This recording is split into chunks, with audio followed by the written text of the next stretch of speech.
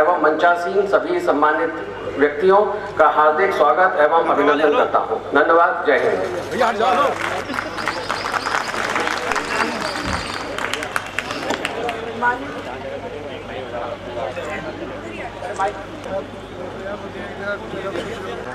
हमारे साथी,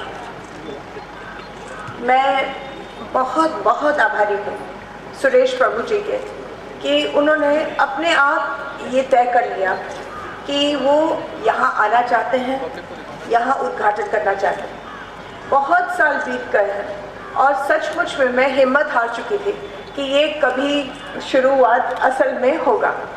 अब मुझे कहा जाता है आज सुरेश जी और मैं आए हैं और मैंने रेलवे के सीनियर ऑफिसर से पूछा कि ये कितने दिन में तैयार होगा। तो इनका कहना है कि टनकपुर तक ये मार्च अप्रैल तक तैयार हो जाएगा। हो रहा है उसको लगेगा 8 महीने बनने में।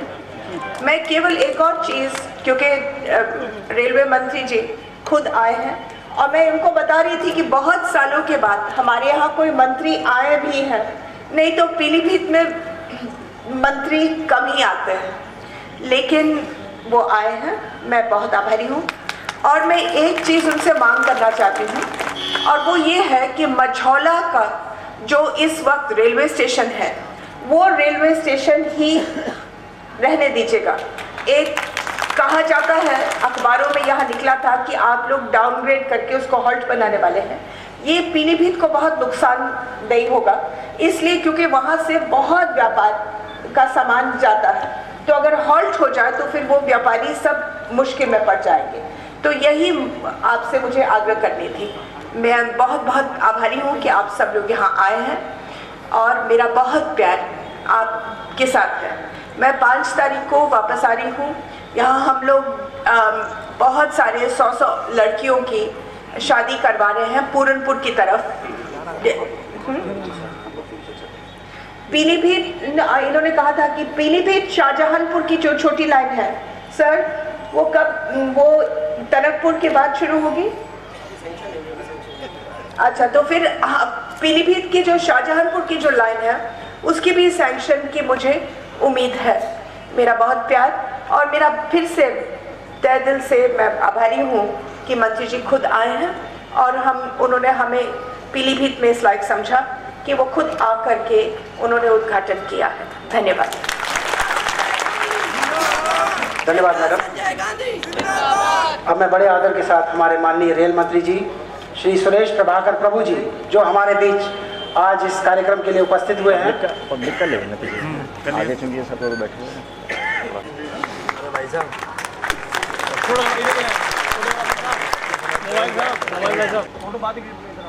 तथा यहाँ की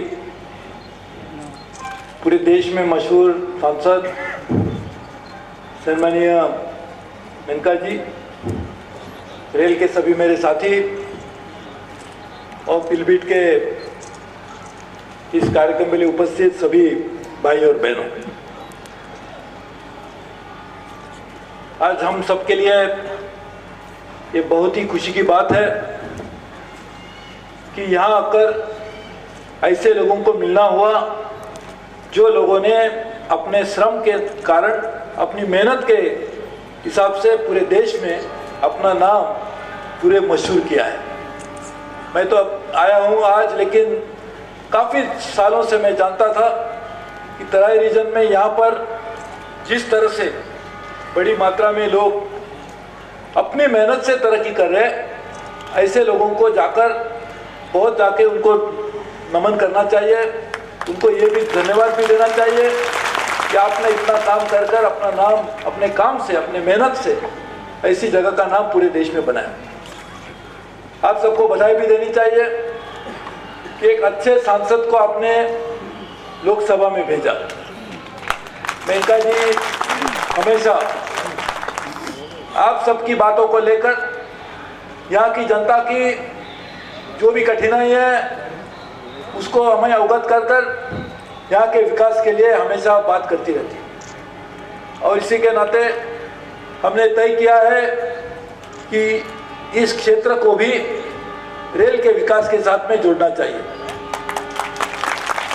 जैसे उत्तर प्रदेश सरकार के, उत्तर प्रदेश राज्य के लिए पिछले बजट में हमने किसी भी बजट की तुलना में, उससे पहले वाले किसी भी बजट की तुलना में 2.5 गुने से ज़्यादा 250%, 250% ज़्यादा हमने बजट में एलोकेशन किया था। पिछले हफ्ते मैं पूरी उत्तर प्रदेश में था, वहाँ पर 1000 करोड़ से भी ज़्यादा अलग अलग परियोजनाओं की शुरुआत हमने की। मेहनत तो कर सकते हैं, लेकिन सही मायने में तरक्की लाने के लिए सरकार की तरफ से पायाभूत सेवाएं भी उपलब्ध करनी चाहिए। यदि ऐसी सेवाएं दी जाती है तो किसान जो मेहनत करके यहाँ पर फसल उगाते हैं उसको एक मार्केट मिलेगा। यहाँ से सिर्फ दिल्ली तक, मुंबई तक, हर जगह पर जाकर अच्छे दाम उनको मिल पाएंगे। जो यहाँ के नौजवान काम के लिए अलग अलग जगह पर बसे हुए हैं, उनको भी यातायात के नए साधन उपलब्ध होंगे। और इसी के सोचकर रेल को ठीक करने के लिए नरेंद्र मोदी सरकार ने एक बड़ी मात्रा में काम की शुरुआत की है। जब पूरे देश का रेल बजट, नरेंद्र मोदी सरकार का पहला पूरा रेल बजट 1 साल का सदन के सामने पेश करने का मौका मुझे मिला, हमने तय किया कि रेल में जिस तरह से इतने सालों से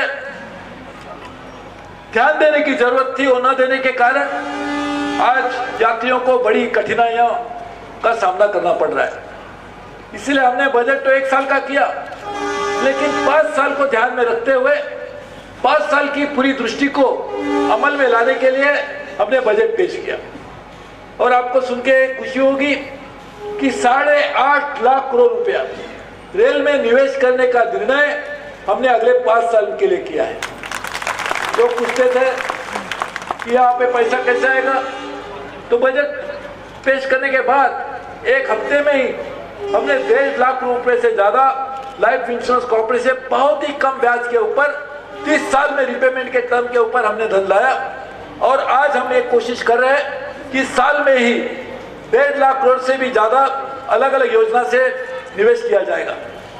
1 लाख करोड़ तो बजट से होगा।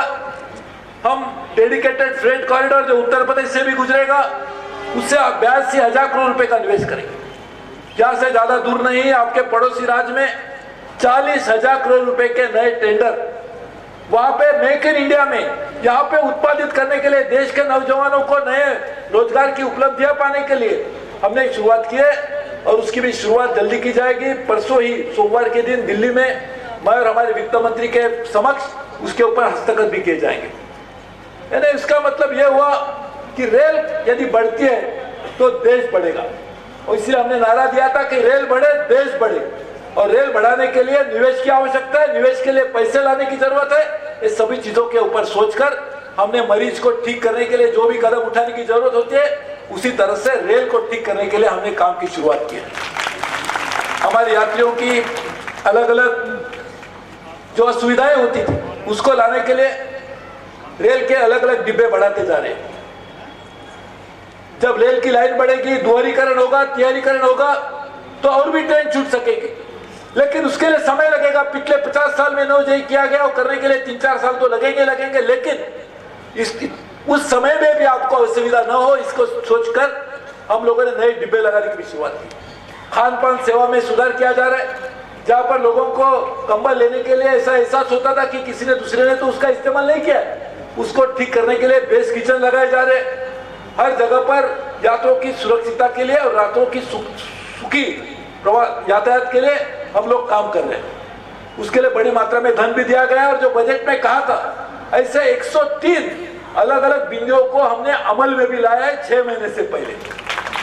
हमारी सरकार इस बात पे विश्वास करती है कि आप लोगों ने हमको चुन के दिया, हमारा फर्ज है कि आपकी सेवा करें, जाके लोगों को ज्यादा से ज्यादा अच्छी सुविधा मिले। और यही सोचकर आज भोजीपुरी, पीलीभीत, टंकापुर परियोजना को हमने शिलान्यास भी करेंगे। करीबन 500 करोड़ से ज्यादा निवेश यहीं पर होगा। मुझे ये कहने के लिए खुशी है कि ये जो यहाँ का जो मखोला स्टेशन है, क्रॉसिंग स्टेशन, मखोला स्टेशन, मखोला, उसको हमने कर रहे, उसके लिए 5 करोड़ रुपया मेनका जी हम इसके लिए भी जरूर लगाएंगे।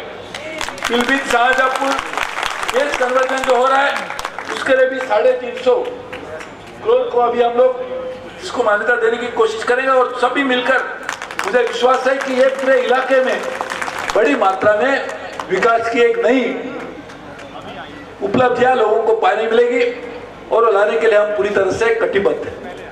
मुझे विश्वास है कि जिस तरह से हम काम की शुरुआत किए, ये तो बात जरूर है कि आज भी बहुत सारी ट्रेन देरी से जाती है। उसका कारण है कि इलाहाबाद और मुगल सराय जो एक सेक्शन है वहां पर इतना कंजेशन है कि ट्रेन नहीं जा सकती। रोड के ऊपर 10 गाड़ियां जाने, उस पर 1000 गाड़ी आएगी तो जो स्थिति होगी वही स्थिति आज रेल की हो रही है। और उसको सुधारने के लिए बड़ी मात्रा में प्रथम टाइम, फर्स्ट टाइम हमने काम की शुरुआत की। मुझे विश्वास है वो काम के लिए पहले तो बहुत समय लगता था। ट्रेन की परियोजना की घोषणा की, कोई भी नई परियोजना की घोषणा करने के बाद 6 साल के बाद टेंडर निकलते थे। हमने इस समय 6 महीने तक लाया और पूरी पारदर्शिता से काम करने की हमने शुरुआत की। एक भी टेंडर मंत्री के पास नहीं आता है। हमने इतने बड़े मात्रा में खर्चे किए लेकिन एक भी टेंडर मंत्री के पास नहीं आया। ये इसलिए कर रहे कि जो उसके कारण जो लोगों को अननेसेसरी बर्डन पड़ता था वो कम होगा, उसका लाभ लोगों को ही मिलेगा। यानी हमारी पूरी कोशिश यह है कि पूरे मिलकर जमकर काम करके आप सबको पिछले 5 सालों में अच्छी तरह से रेल सेवा देने की एक बड़ी नई शुरुआत की जाएगी। और मुझे विश्वास है उसकी शुरुआत पीलीभीत में हमने आज जो की है उसके कारण भी आपको बहुत बहुत लाभ होगा। और भी मेनका जी ने जो हमें बताया है, मेनका जी तो हमारी बहुत ही आदरणीय साथी है, इसलिए हम उसके ऊपर पूरी तरह से ध्यान देंगे। जो स्टेशन आपने कहा था कि वो सिर्फ हॉल्ट स्टेशन किया जाएगा, मैं आपको कहना चाहता हूँ मेनका जी ने कहा नहीं होना चाहिए तो नहीं होगा, तो स्टेशन है उसी तरह से रहेगा। क्योंकि हम उनके बहुत बड़ा काम मेनका जी ने जब पर्यावरण मंत्री थी तभी किया है, उसके बाद भी आज भी मुझे लगता है हमारे जानवरों के प्रति यदि कोई दिल से काम करता हो तो है मेनका जी। तो सही माने में इंसानों के ऊपर भी हम लोग ध्यान नहीं देते, जानवरों की बात तो बहुत दूर रही, लेकिन जानवरों को भी जान होती है, उसके लिए जानवर करते हैं। लेकिन उस जान को भूलकर यदि हम उनके ऊपर नजरअंदाज करेंगे, उनकी कठिनाइयों को नहीं जानेंगे तो क्या हमें भगवान कभी माफ करेगा? तो मुझे लगता है कि उनकी कठिनाइयों को ध्यान में रखने के लिए हृदय होने की आवश्यकता है। और वैसे तो हर आदमी को हृदय होता है ऐसा हम मानते हैं, लेकिन जानने के लिए इस तरह का काम करने की जरूरत है। इसके लिए उन्होंने जो काम किया उसके लिए भी मैं आप सबको बधाई इसलिए देता हूँ कि उन्होंने, आप ही ने उनको चुना, इसीलिए तो सांसद बनी, विधायक और बाद में मंत्री बनी। इसके लिए आपको भी धन्यवाद देना चाहिए कि अच्छे आदमी को आपने चुनने का काम किया। इसके लिए आपको भी मैं बधाई देना चाहता हूँ और आपको बहुत विश्वास से कहता हूँ कि पूरी ताकत लगाकर हम ये काम पूरा करेंगे, जितने कम समय में करना होगा करेंगे। और हमारे जनरल मैनेजर मिश्रा जी, वो मिश्रा जी आप जरा खड़े रहिए, उनको बताइए कि हम पूरे जल्दी से जल्दी ये काम को पूरा करेंगे। वो मिश्रा जी को हम वादा कराना चाहते हैं क्योंकि जनरल मैनेजर का ये काम है करना, तो ये काम करेंगे। बीआरएम जो भी लोग हैं इनको काम करना है वो काम करेंगे और आप सबकी सेवा करने का मौका हमें मिलेगा, ऐसा मैं विश्वास करता हूँ। आपको धन्यवाद देता हूँ। जय हिंद। धन्यवाद सर। अब जिस शर्त का हमें इंतजार था, संपाद संख्या 202 स्पेशल पर सड़क परिगामी पुल रोड ओवर ब्रिज का शिलान्यास और भोजीपुरा पीलीभीत टनकपुर मीटर गेज रेलखंड में बड़ी लाइन बिछाने के कार्य का शुभारंभ माननीय रेल मंत्री और माननीय महिला एवं बाल विकास के द्वारा किया जाएगा। ये उद्घाटन दोनों शिलान्यास और शुभारंभ दोनों हो चुके हैं। धन्यवाद मंत्री जी। अब मैं महाप्रबंधक महोदय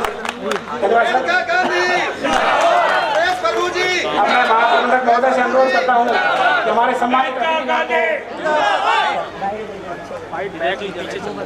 शॉल उड़ाकर उनका सम्मान करें और उनको एक प्रतीक चिन्ह यादगार स्वरूप उनको दें।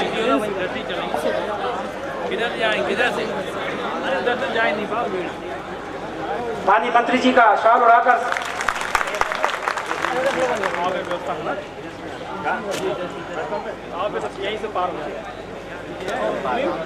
और एक प्रतीक चिन्ह यादगार के स्वरूप के तौर पर माननीय मंत्री जी जो यहाँ पधारे हैं, अपने व्यस्तम कार्यक्रम में से समय निकालकर यहाँ पधारे हैं।